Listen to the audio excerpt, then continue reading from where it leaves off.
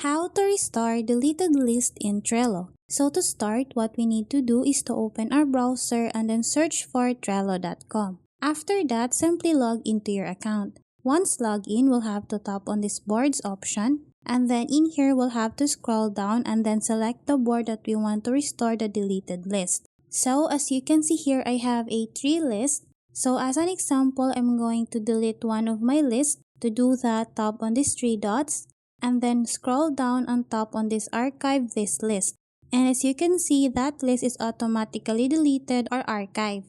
If I want to restore a list, all we need to do is to go on the right part of our screen and then tap on these 3 dots. After that, tap on this archive items and then in here tap on this switch to list option. And as you can see, I have the list here.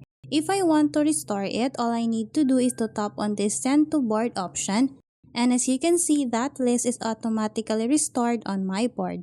So that's how easy we can restore deleted list in Trello. Thanks for watching, and if you find this video helpful, please don't forget to subscribe, hit the like button and then the notification bell so you won't miss any of our future videos. See you on the next one!